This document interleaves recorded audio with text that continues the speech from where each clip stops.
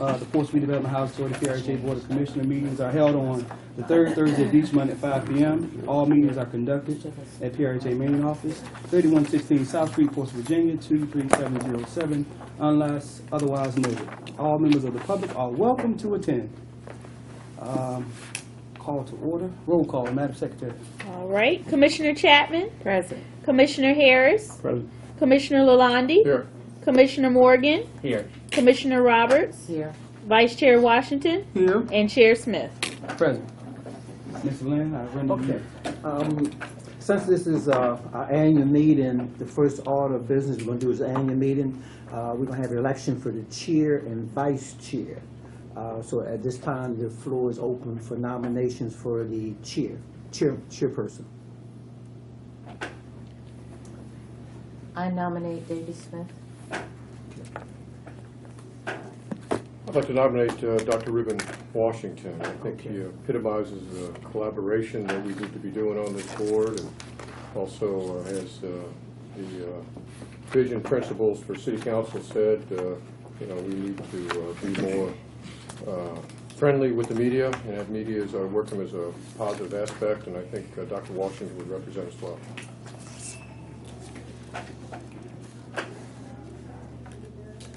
Any other nomination? If not, we have two commissioners nominated for chair. We have David Smith and we have Dr. Washington. I will call them in order for vote. You have two. So all that voting for David, if you could, show of hands. 1, 2, 3, 4, 5. Okay, we got 5 votes. We have 7 board members, so David has been elected as chair. With that, I'm going to turn it over to him, and he can go ahead and now call the vote for vice chair.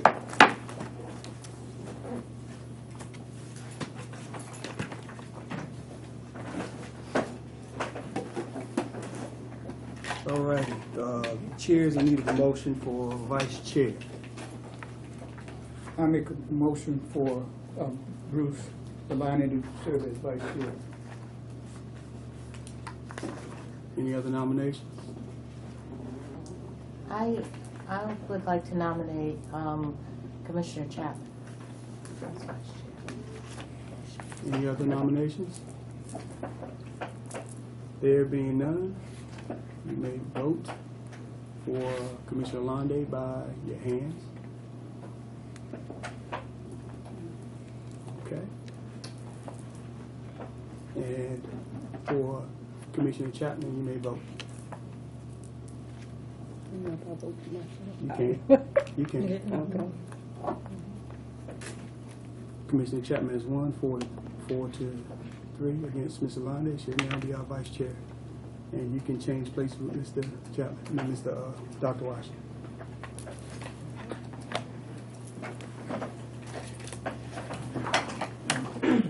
Yes, sir. Gotcha. And that part of the meeting is adjourned. We can take a short recess.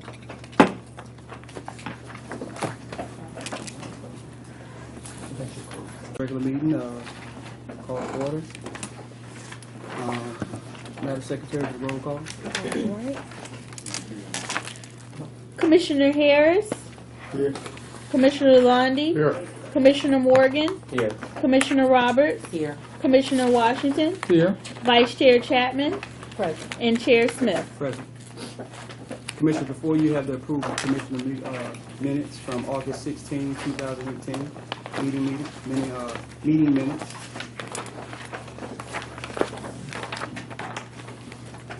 If they're standing in readiness.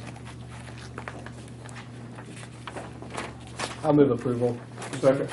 It's been moved and properly seconded that we approve the minutes from August 16, 2018. Madam Secretary. All right. Commissioner Harris? Yes. Commissioner Lalonde? Here. Yes. Commissioner Morgan? Yes. Commissioner Roberts? Abstain. Commissioner Washington? Yes. Vice Chair Chapman? Abstain. And Chair Smith. Yes.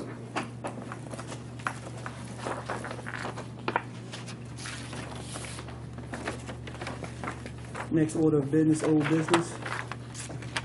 Mr. Bland. Commissioner, if you remember a few months ago, we had Dr. James from the Health Department came in and did a presentation to the board in reference to space, and we provided space over at Swanson Home. I'm just going to ask our Director for Property Management kind of give you somewhat of an update on what space she's in. So they're going to be located down at Swanson Home. We have the old occupancy department, which is 2 offices. One will be used for the examinations, and the other office will be used for the office space. So we think we're all set. We should be moving forward. And what we will do once it gets set up, we will let you know so that hopefully you can stop in and see what the setup look like over Swanson. Got it. Awesome. The next thing we have is finance. Shannon, you got the floor.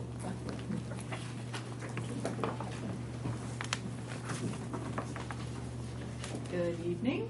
Good evening. Okay, you will find enclosed your financial statements for August. There really has not been any significant changes in the money-wise. Let me just state that our fiscal year ended June 30. So any of the federal programs, the COCC Section 8, those are all going to be based on two months. The limited partners will be, we're now at 8 months. And really the only difference has been we did notice a slight profit in the COCC, which is where we've been concerned. But I can say that not all of the expenses have been posted for August, but we are making great strides on trying to bring that into budget and be more on the positive side. Just a few other things that have been happening in the finance department. Like I said, our fiscal year was June 30. We had a huge undertaking in submitting an agency-wide report to FBS, which did get submitted. And we are working on moving forward with a lot more automation as we have talked in the past. ADP, we just had our initial implementation call with them the other day, and I will have another one next week. We're looking at our first payroll to be processed with them, I think, in November. And then we just got our huge shipment on the Relia cards that we're going to be doing the UAP payments on to get away from checks, because we have been noticing some fraud. People getting hold of our routing numbers and account numbers, and we've had a couple instances within the last several months. So that's going to be a huge for our department. So thank you very much. Could you let them know what UAP means? UAP, utility allowance. So anybody that's paid out on the utility instead of getting a check. Quick question. Sure. On the central office financials, the unrestricted cash of $2.9 million, is that truly unrestricted cash, or? Yeah, that right now is money that is sitting in there at the moment that was from the sale of Effingham that hasn't been moved yet. Okay. But yes, it's an entity of one of the PRHA entities owns that money. Okay. So it is unrestricted. We just haven't moved it out of the COCC. Any other? Commissioner Lonnie, you have the floor. Reed and I met with Shannon during lunch today, and I thought it was a a lot of good conversation, very robust conversation. We brought up some points just to keep everybody aware of some feedback that we wanted back from her. First of all, again, very impressed with her and her 2 assistants, how hard they have worked and keep us honest and keep their finger on the pulse. I appreciate the comment that Ross made about the Effingham Plaza sale. It came to our attention, we didn't know that we had an investment account here within the building, and we asked that Shannon provide what the investment policy is for PRHA and how that money is invested. We do realize it's restricted in that way, but just how it's to be invested and what philosophies do we have for investment. The COC expense took up the majority of the conversation, all right? And Mr. Bland provided some figures on where the money comes from to fund the COCC, but we challenged both of them to come back to us and where the money is spent. And again, we do feel the light still needs to be shined by leadership, by staff on the COCC expenses. There's been a lot of cuts. There's recently been some conversation about adding some higher some additional folks to the COC. But just want to make sure that the staff is keeping their finger on the pulse on what those COC expenses are. It appears that 2019 we're going to be fine, but just want to make the comment that decisions that we make today are going to affect things that we do 4 and 5 years from now. And so let's be very, very careful that we commit and say, hey, we're looking good this year. Some of those decisions may come back to haunt us in a couple of years.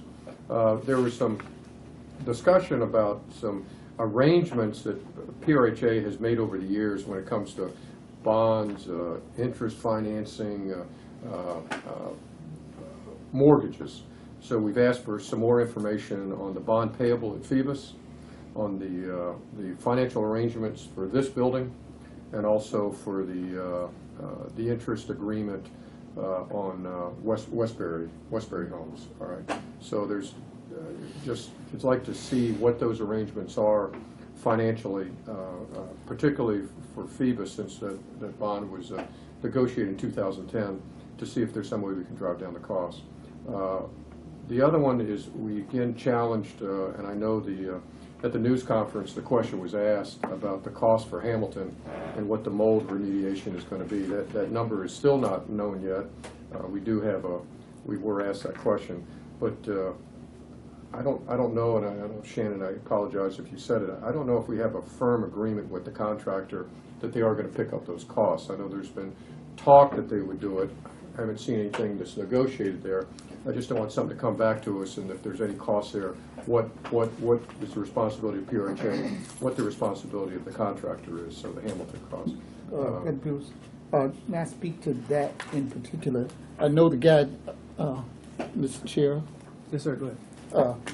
I know the person did state specifically at that conference that we attended that they will not pick up all the costs for that. And we were operating under the assumption that they would not pick up all the costs for the remediation of the mold. And I heard that because I was there. So I just want to reiterate that point that you made, that they don't have the intent of paying for all of it. So what percentage is important? Exactly what it is they won't pay for. And then, just as a side note, we've got again a lot of great work being done. I mean, just fantastic work. And Mr. Bland, I know, is really working hard to sharpen the pencil to see where we're going for this year, but also for the out years. But we haven't had a pay raise for the staff for the last 3 or 4 years. I think it's something that we collectively as a board, or at least just keep that as one of our priorities. That if there's a way we can carve that out. I'm not saying where it's going to come from, but it's just financially it is something that we should be kept in mind. Rita, I don't know if you have any more to add. Nope, I think you covered everything. Thank you. And we still are concerned about the Swanson Homes insurance outstanding. Okay. Refunds? Well, it's the funds that, we were insured for that loss when we had the major flooding there. So, and of course we're waiting, it's, FEMA money and insurance company money. Okay, cool. And where that causes a problem is we've got roughly $3 million in receivables wrapped up with that cost. What that does for you is that you don't have the cash then to pay bills because it's tied up in a receivable. So you got to pay bills with cash, all right? And so when a receivable, you can't pay them with a receivable, all right? So that's why it's important to get that money in here, so at least we have the day's cash that we need to pay bills. So there's a good point. And we finally close that. Mr. Van, go ahead. Oh, I was going to say, this is just a handout on.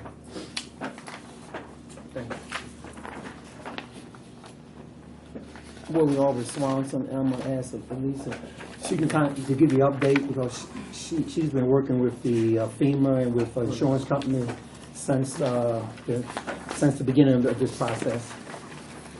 And it has been very difficult to get money that is owed to us.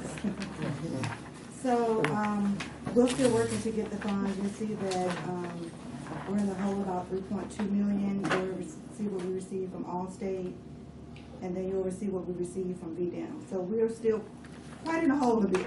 So we're working with the insurance company, working with the adjuster to get the money that's due to us.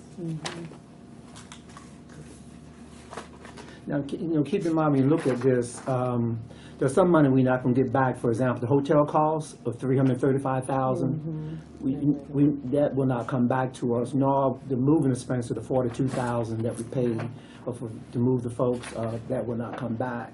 So if you were to deduct those off, then you see only, and then, right, and then you have the amount that Allstate is going to pay, which is 2.89. And I will say this, part of the money from the city, they should pay. Exactly. They're not covered? The hotel costs? The hotel or the moving, the insurance company would not cover that. No. And that's something that FEMA or the state would not cover. Right. See, the insurance only cover our physical plan.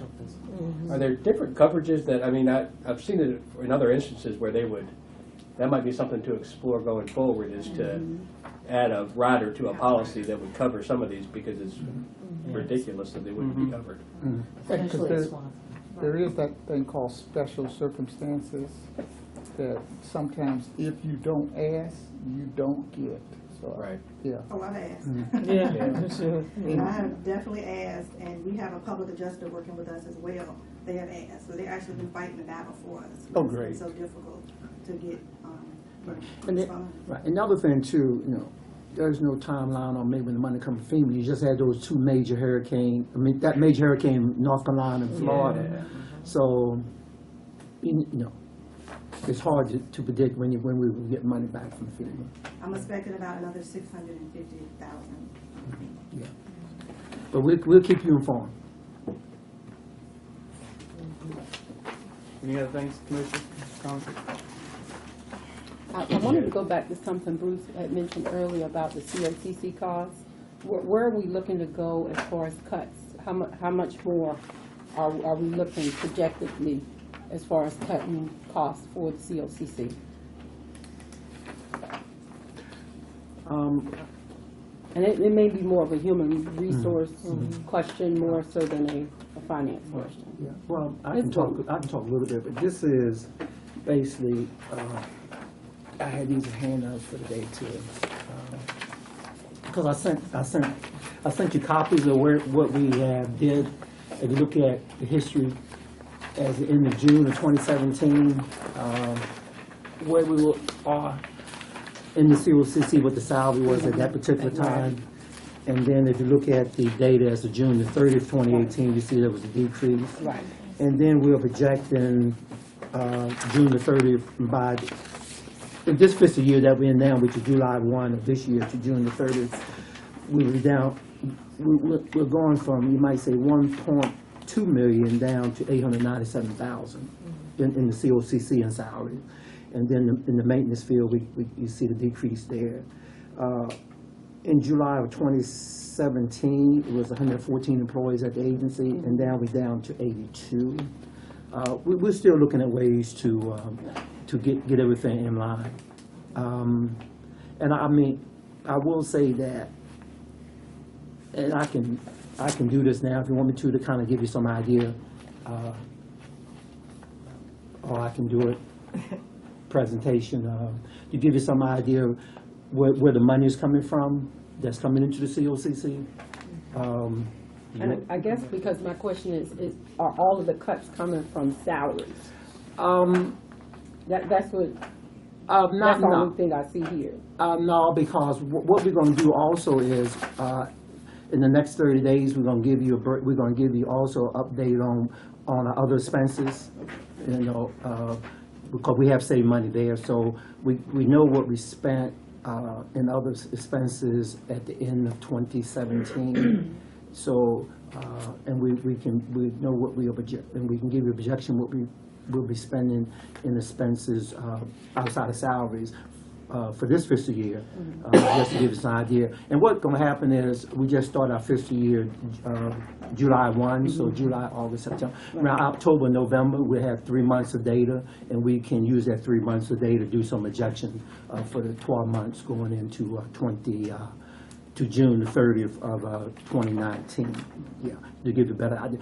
I can say that I feel that expenditures are down based on previous history, and we're booking to where they need to go to now. So expenditures are down. There was a lot of expenditures going into the COCC before, but now we've been able to get that out to the proper communities where it need to go and the proper departments where it need to go. Yeah, and I'll be able to go through that on a spreadsheet in October.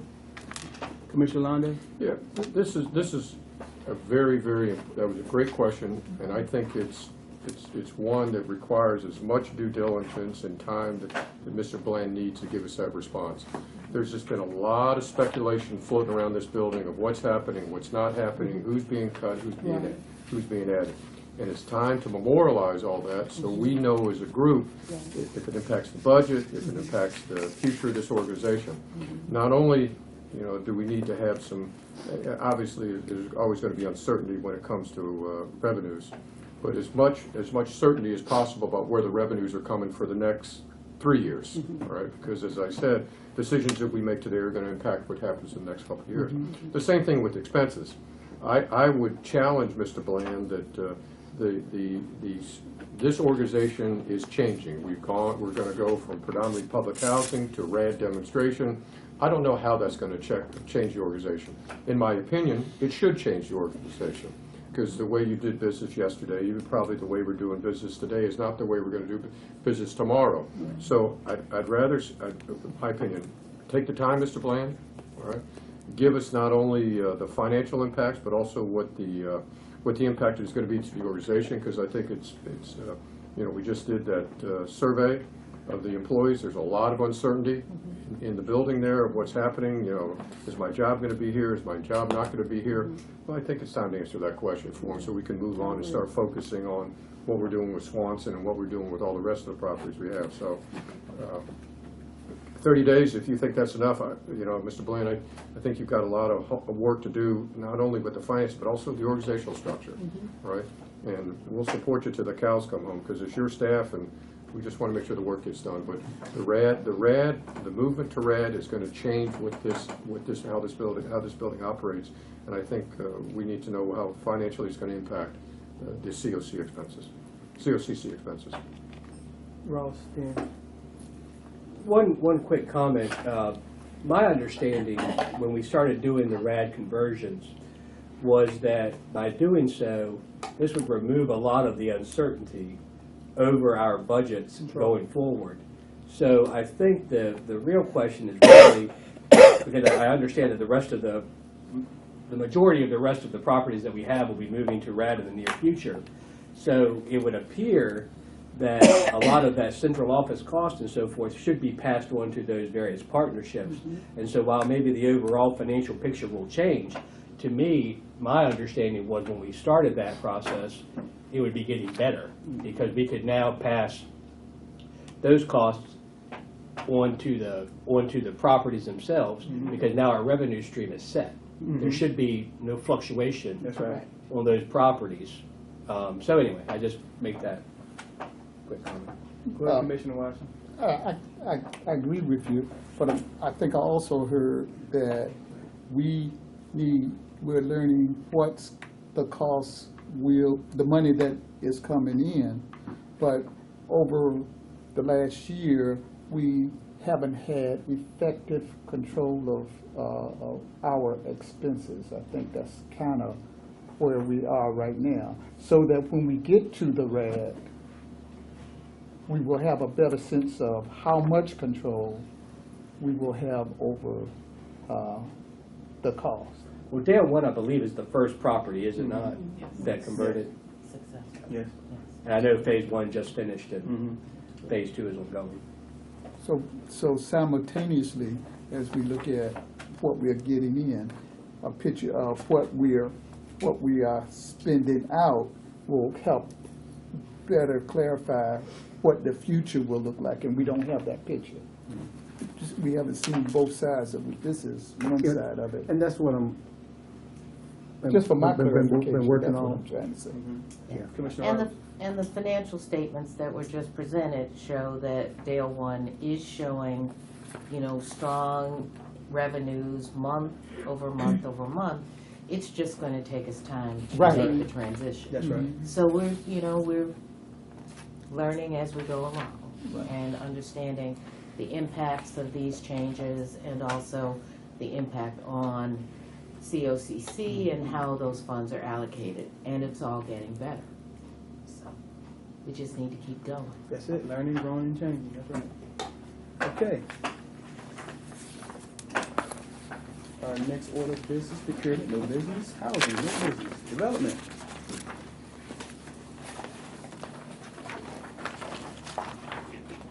Development.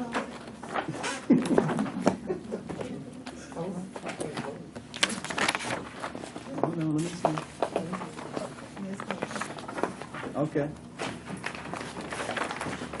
You got it. We can go in closed session. Yes, sir.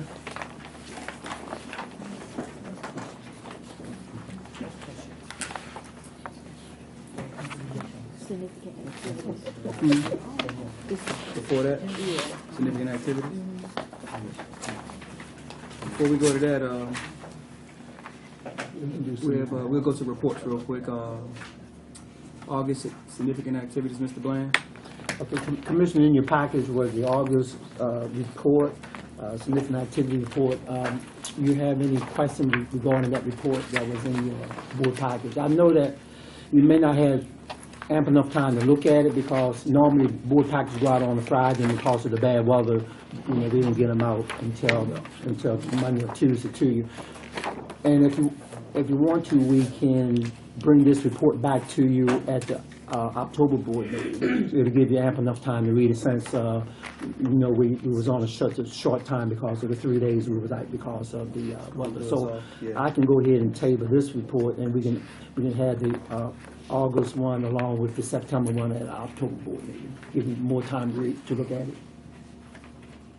How y'all feel about that? Okay. All righty. Next line. Now we can go into, you want to close? No, you can do mine. You can do yours, your remarks? Yeah. Mr. Bland, you got the floor. I have just a short, brief presentation I was going to do with the board numbers. This one here.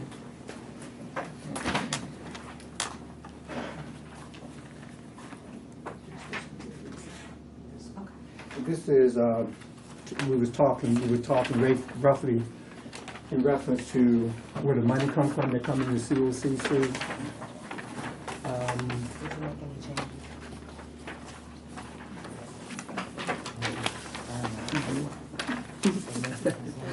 So,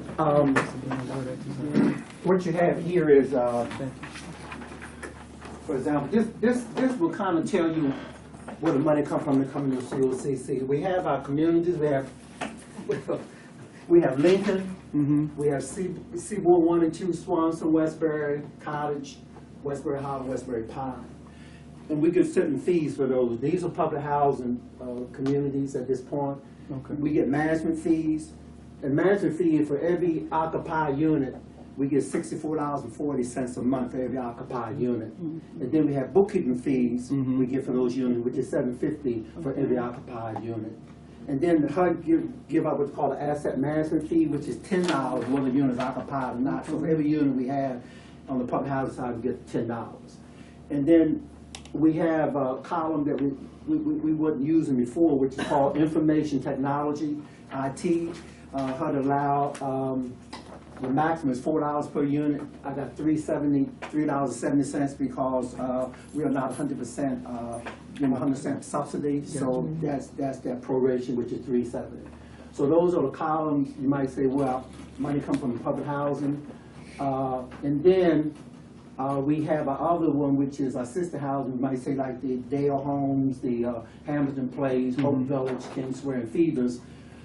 we get what we call management fees. Gotcha. You see the different management fees we get. And then you see what the dollar amount is. So when you look at all those communities, we're projecting from July 1 of 2018 to June the 30th of 2019, from just those communities, we're bringing $928,457.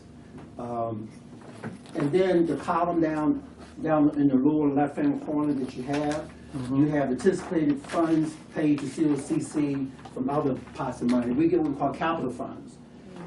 Those funds are what HUD give to all housing authority to do capital needs and things like that. This year we got 2.1 million for this fiscal year, and the only reason we got 2.1 million because when the defense budget increased, we're in that appropriation, so we benefited from the increase in the defense budget. So of that, we pulled, HUD allow you pull 20%, or 25% is the max. We took 20% of that and moved it over to the COCC because HUD allowed that. Also, in 1408, you can move from out of capital fund up to 10%, and we moved over 109. And also in capital fund, in line 1410 on the budget, you can move another 10%, so we moved 218 over. And then the rest that would use for capital needs and things like that in the community. These are all money that HUD allowed, because what HUD realized is that with most housing authorities, there is not enough money coming into the COCC, so they allow you to go to these. This would took a pot for additional money to move over to your COCC. Real quick, I'm sorry to interrupt, but so when those funds are moved over to the COCC, those are able to be used to pay typical expenses, salaries, so forth. There's no restriction. Well, there's some restriction on how you use that, and I'm going to ask Shannon to tell you. For example, now 1406 you can use for salaries and things like that. Now 8 and 10, there are specific things you can use that for, and I got it written down on the pad in my office. You can use it for training, you can use it for security, and things like that.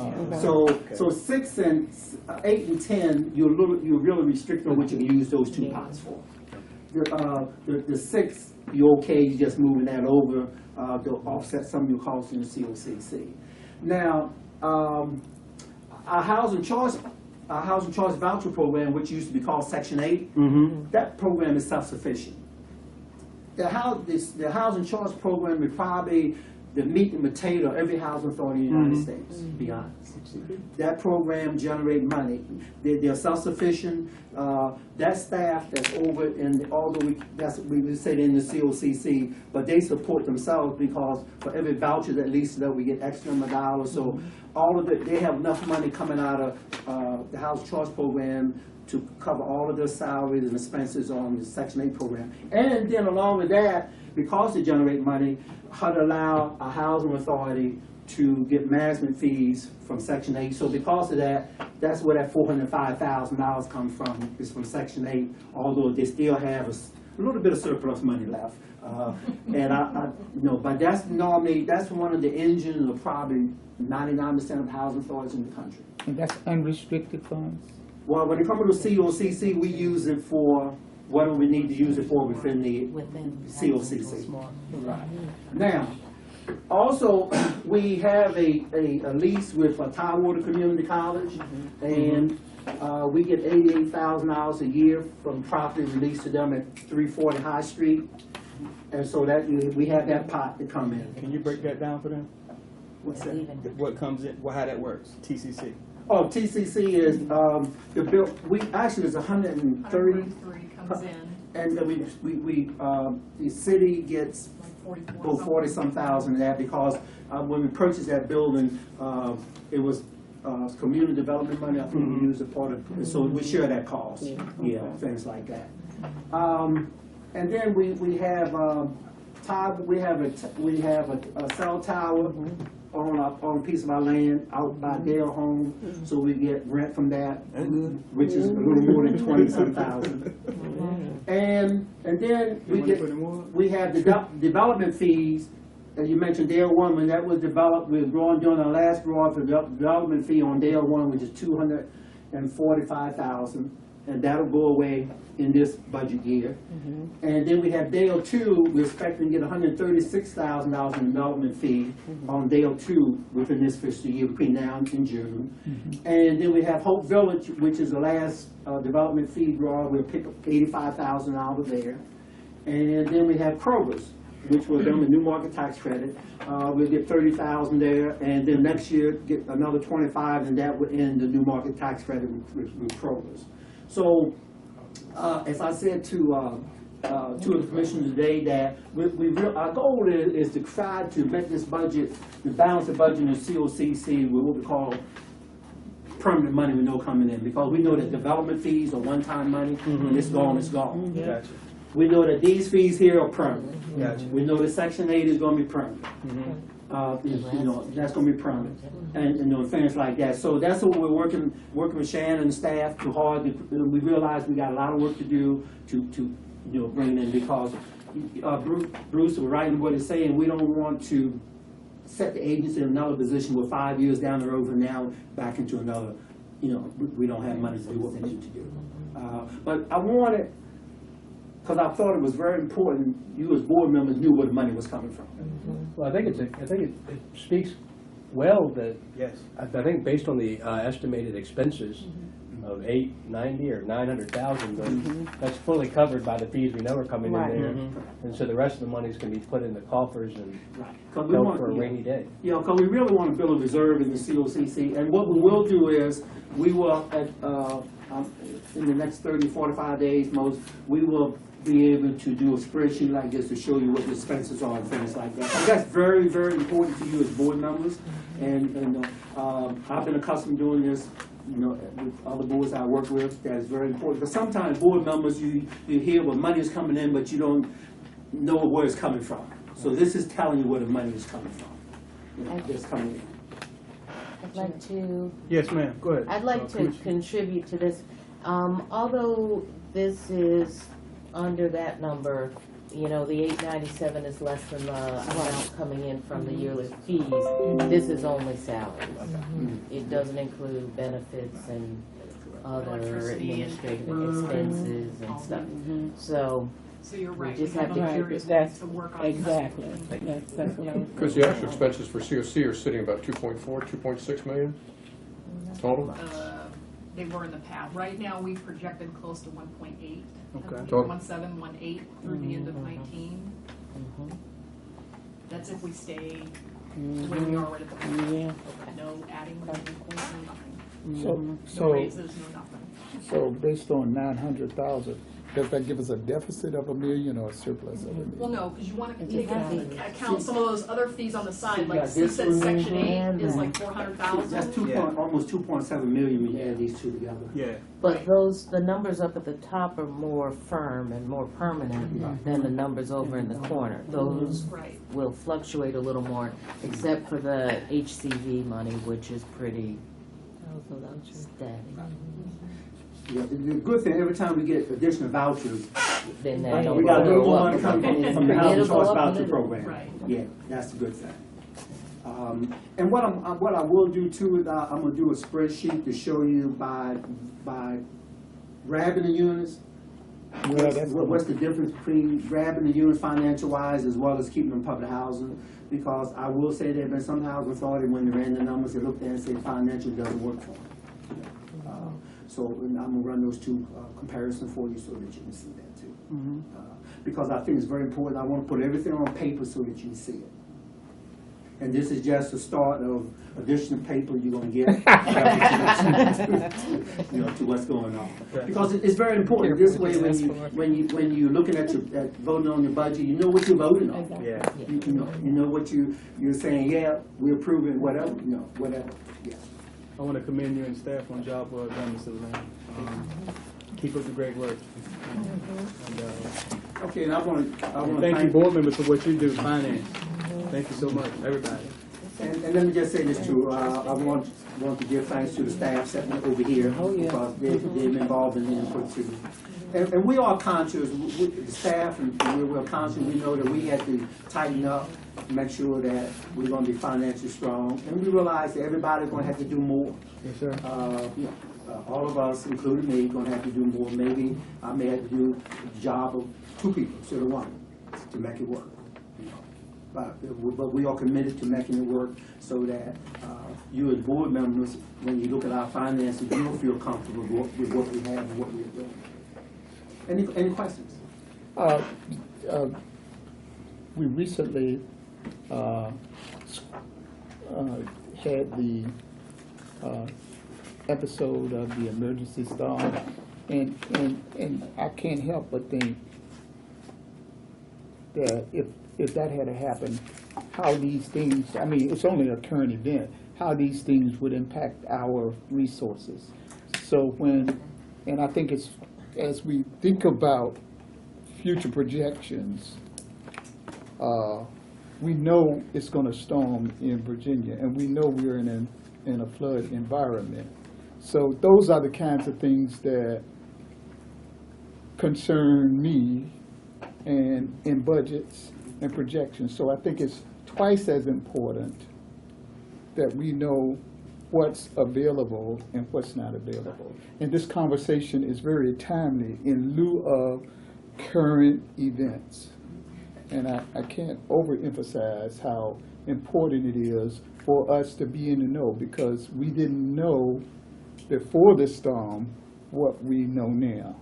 Well, let me just say this too, is that I would be the first to say if we ran into a flood situation like we did. Speak up a little bit. I would be the first to say if we ran into a flood situation like Swanson was before that, I would always say to the board, we should never rehab.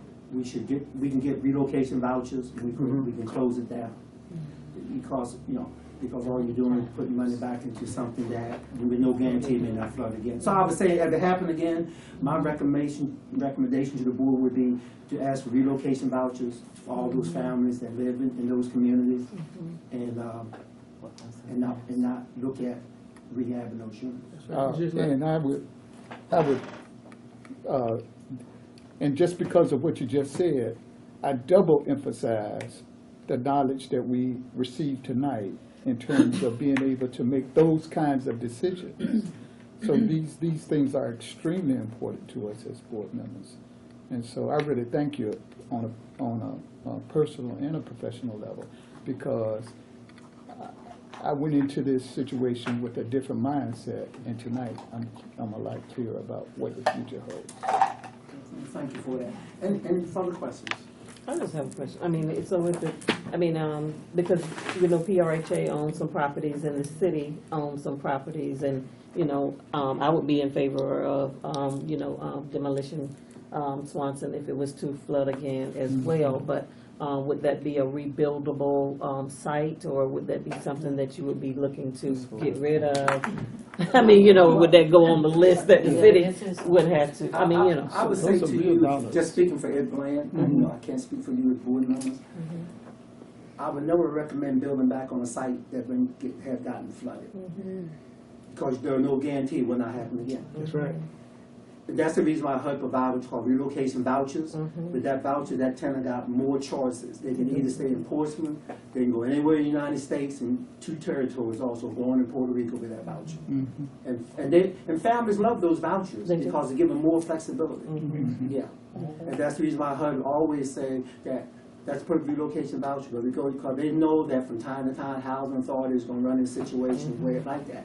I can guarantee you a lot of those housing authorities in South Carolina and North Carolina, they get relocation vouchers based on what just happened. So do we turn that into an ocean breeze? I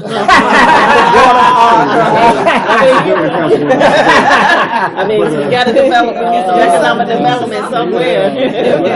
I mean, and that's kind of smart what you said. Only part of the property is in the flood zone, so the city wouldn't allow us to build back in that flood zone. Yeah. We would have to build outside if we were to build back.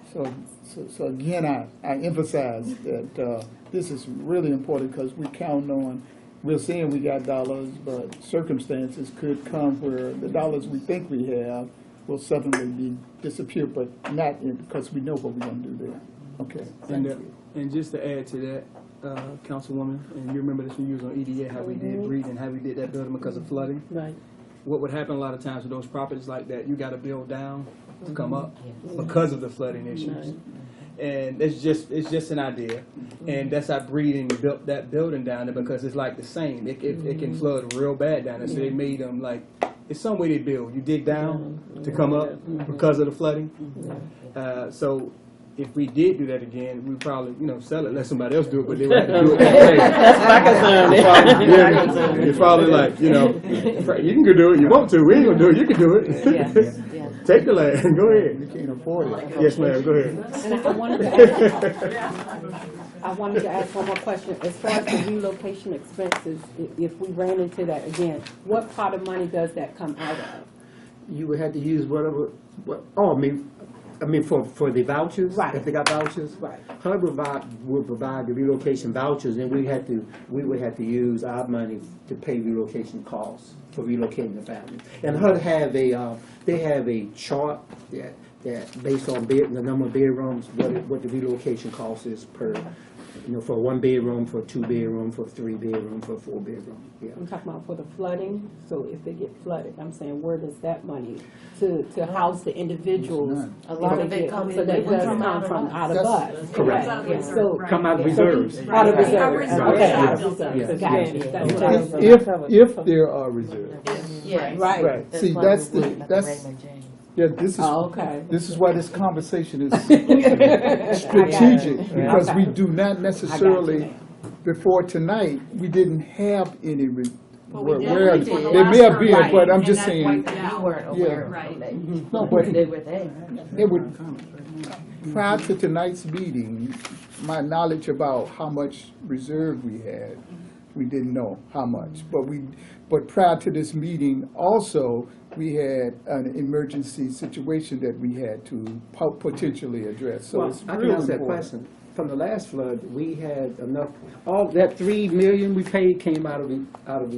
But that's Reserve. gone. Yeah, I'm just saying, so Right. the Housing Authority did have reserves. Right. They used that that 5 million that came from. reserves. Yeah. I know then. Yeah. We're good, we all saying the same thing. We're saying the same thing, we just, Okay. I don't have any We'll get it back. disagreement with We got anything. some development projects. It's like We're gonna get it back. You save, you take a lot. I got it. Yeah, that's it. That's all I had. Just wanted to kind of give you one other thing, I'm sorry. I sent a draft, board resolution bylaws out to you for you to look at. And I had a date on it saying September 10th. So I want to extend that. There was a couple that was saying, get your comments back by September 10th. I want to extend that out so that we can hopefully get them back and have, with all your comments, so we can bring it for a board resolution at our October board meeting.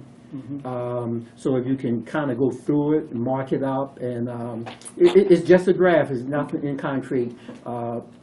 It's a starting point so that we can have something that, and what I would like to do, if the chair and vice chair can appoint a couple of commissioners tonight, I call the governance committee, that they can work with the staff and us on the bylaws, so that the governance committee can come back in October and do the board resolution proposing to accept the update bylaws. So I'm asking the chair and the vice chair if they could, or if they want to serve themselves. I need 2 board members to be a part of it, but I call it the governance committee, because this is I would say a standing committee, governance committee issue, because it's your bylaws. And I just did what I thought was a working document you could start working from to update. Okay. All right.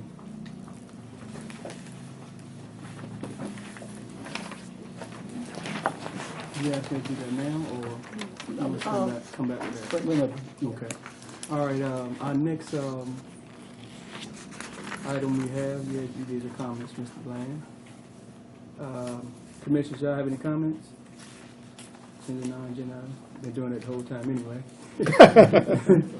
Just a couple, 3 things. We talked about, we had that surveys go out. Is there going to be an opportunity for the commissioners to discuss the surveys and what staff is, hopefully some of those comments, if we're going to address some of the concerns? That's one. The second one, I made the comment last time too about the website. It still shows June calendars on the website.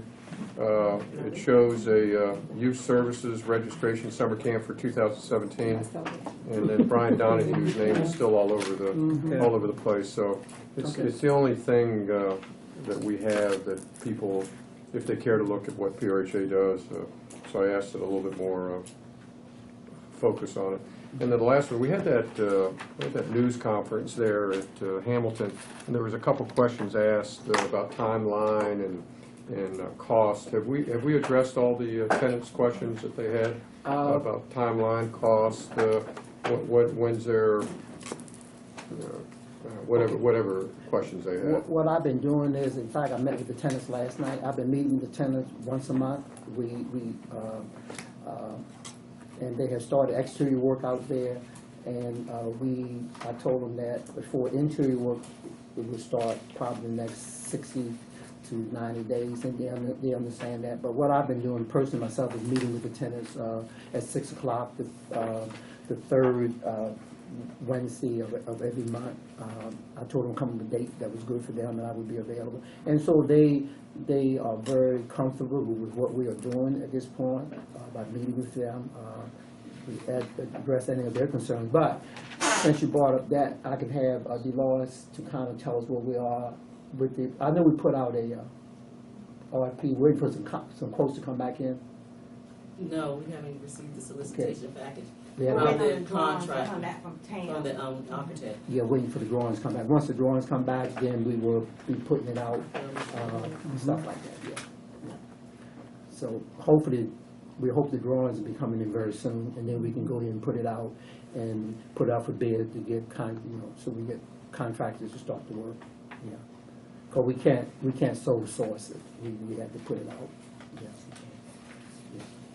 I guess I can give you a better update at the next board meeting. Hopefully we'll have everything back and we can give you a better timeline and maybe, and be honest with you, we can't give you what we call a cost, because if we would say it's going to cost X number of dollars, we can't do that.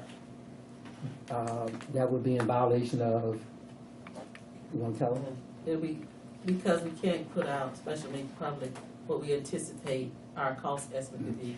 Because when we put it out for bid, of course, Then they can go forward. Yeah, so we have to wait for the process. Yeah. So, yeah. Are we talking about costs for Hamilton Place? Yeah. yes, For the, renovation. For the mediation. our costs? Yes, because the interior cost will be ours. The contractor's not covering the interior cost and the renovations that have to be done. So there will be interior costs that we will pick up Yes. that was directly related to the problem from the mold. Is that, are those two separate things? That's No, what- the architect and engineers are coming up with a plan on how we can address the mold to ensure it doesn't come back. Because there were some construction issues, but there were also some design issues with the systems that need to be addressed. And that's what we're gonna have to put out a solicitation for, to get those issues addressed. So I'm hearing two things. So we've gone to the people to correct the mold, and they're going to pick up a portion of the cost for the mold costs, correct? No, they're picking up, the contractor is picking up the cost for the exterior changes that have to be made, because there were some construction items that caused the mold issue. So Great. they're making those corrections. But there are also some other issues that was causing the mold issue too. I agree. Such as the need for some dehumidification and some design in the closets and I got that. So why aren't we going after, did the time expire for us to do likewise as we address those issues? Why aren't we doing a similar thing? I can answer that question. Okay. We were lucky that the contractor who's doing the exterior work is willing to do it at his cost, because the statute of limitation is expired. Okay, that's an answer for that. So we're thankful for the larger cost, but we are gonna have to pick up some portion of the cost. Interior renovation. So we can all understand that. So that's why the guy said at the briefing that we're not gonna pay for everything, so we're gonna pick up some. So I'm clear. All righty. Any other commissioners? Vice Chair. I want to piggyback off what Bruce said earlier regarding the website, because yes, that does need to be addressed, definitely behind in there. But I also noticed with the Family Sufficiency Program, Self-Sufficiency Program, with the scholarship program that we have, I'm not sure whose belt that falls under. Mine. Okay, all right. So this is what I noticed. Do we have any type of stipulations as far as the residential commissioner applying or not applying for that scholarship? Because according to what it says, it's available to everybody. All residents. Correct. Yes. So is that something we want to continue to Yes, offer? because it is Okay. offered to all residents, Okay. and it is done through we have a separate foundation, Okay. PRHA Education Foundation, Okay. that the scholarship donations come into, and that and the committee that works with that, so it's separate. Okay. I didn't know if it was going to present a conflict of interest, but No, because the commissioners don't have anything to do with that unless you would like to contribute, and we are.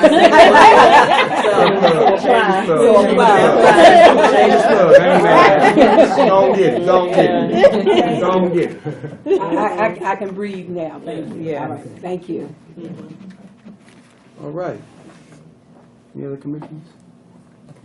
There being none, I just want to say, keep up the great work. I appreciate what all you do. And I want to say congratulations to our new vice chair, Congratulations.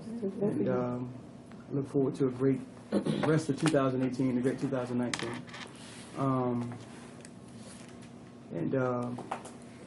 Just to let you know, we are growing in leap and bounds, so don't forget about the development stuff we are working on, Commissioner Londe. We're going to get that money.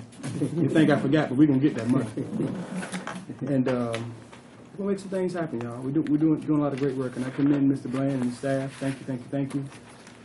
And everybody for what they do. That being said, we're going to move on. Any public speakers? I got to do that for the camera. Public speakers, PRHA allows up to 5 minutes to speak. There being none, we're going to move on. Resolution 2018-50, resolution intent to move in closed session, meet in closed session. All righty. Whereas the Virginia Freedom Nation Act provides that the Board of Commissioners can meet in a closed meeting for the, what did I do wrong? Just want to make an announcement. There was a resolution 2018-50 that was placed on top of your binder. That is going to be in place of the one that was previously inserted. So just so everyone can follow along at the same. Yes, sir. All righty. Resolution 2018-50, resolution of intent to meet in closed meeting. Whereas the Virginia Freedom of Information Act provides that the Board of Commissioners can meet in a closed meeting for the discussion or consideration of the acquisition of real property for a public purpose or the disposition of publicly held real property, where a discussion in an open meeting would adversely affect the bargaining position or negotiating strategy of the public body as set forth in Section 2.2-3711A3 of the Code of Virginia as amended. The matters for discussion are 1. Swanson Homes, 2. Craddock-Cushing Properties. Whereas the Virginia Freedom Nation Act provides that the Board of Commissioners can meet in a closed meeting for the discussion or consideration of the investment of public funds where competition or bargaining is involved. Where if made publicly initially, the financial interests of the government unit would be adversely affected as set forth in Section 2.2-37116. The matter for discussion is Lexington 1. Now therefore be it resolved that in compliance with the Virginia Freedom Nation Act and the above referenced section of the Virginia Code, the Board of Commissioners shall reconvene a closed meeting on September 20, 2018 to consider the acquisition and disposition of publicly held real property, A3. Madam Secretary? You have to get someone to motion. Yes, I'm sorry. Chair's deep motion. Motion to go into closed session. Thank you, Commissioner Lalonde and Commissioner Roberts. It's been motion properly second. Madam Secretary. Commissioner Harris? Commissioner Lalonde? Commissioner Roberts? Yes. Commissioner Washington? Yes. Vice Chair Chapman? Yes. And Chair Smith? Yes. We're now in the closed session. Can we take a break? Yes. You have those box, weren't you? Ms. Weber, Ms. Weber, who was paying attention and, the board and Thank you all.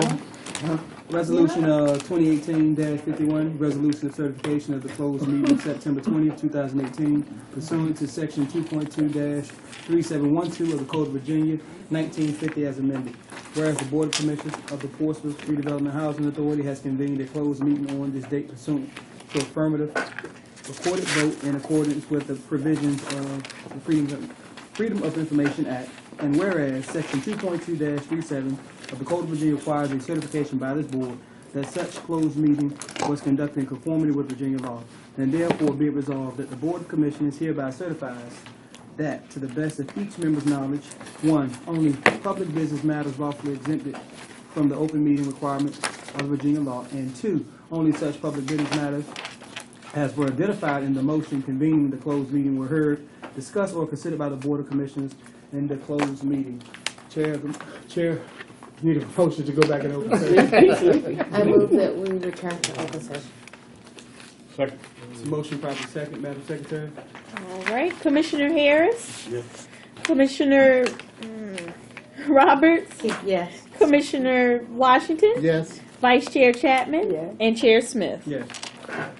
All right, Commissioners, before you have Resolution 2018-49, resolution authorizing execution of the development agreement with CNW Enterprises, LLC, and or its assigned for the conveyance of certain lots located at 12, 16, 20, and 24, and 29 Cushing Street, Portsmouth, Virginia. Chairs need a motion for approval. So make motion. Thank you, Commissioner Washington, Commissioner Roberts. Madam Secretary. All right, Commissioner Harris? Yes. Commissioner Roberts? Yes. Commissioner Washington? Yes. Vice Chair Chapman? Yes. And Chair Smith? Yes. Mr. Bland, we have any more correspondence, sir? Just one thing, staff had asked me to ask the board that since they know that money's been tight for his raise and things like that, could we continue flex time for ongoing? Since it worked out so well during the summer, we can still get the job done. So the staff feel that would be a morale booster for the employees, since they know money is tight for the salary and things like that. So they asked me to come to the board and say they would love to continue flex time. The ones that want to, the ones that have kids, they would still work. So they had that flexibility. As long as, I can't imagine that we would want to get involved with something at that detailed a level. Because that's micromanaging. That's, Yeah, that's right. Okay. It's all up to you. Okay, thank you. All right, that being said, upcoming events, the Board of Commissioners regularly scheduled meeting, October 18th. Then on the 10/22 public work session, joint meeting with City Council at 6 p.m. at City Hall. 10/22. Yes, Yeah. ma'am. And with that being said, Chair, we need a motion to adjourn if we don't have anything else. I don't all say it at once. I make a motion that we adjourn. Okay. Second? Second. Is a motion probably second, Madam Secretary? All right, Commissioner Harris? Yes. Commissioner Roberts? Yes. Commissioner Washington? Yes. Vice Chair Chapman? Yes. And Chair Smith? Yes. Meeting is adjourned. Thank you. Since we got a work session coming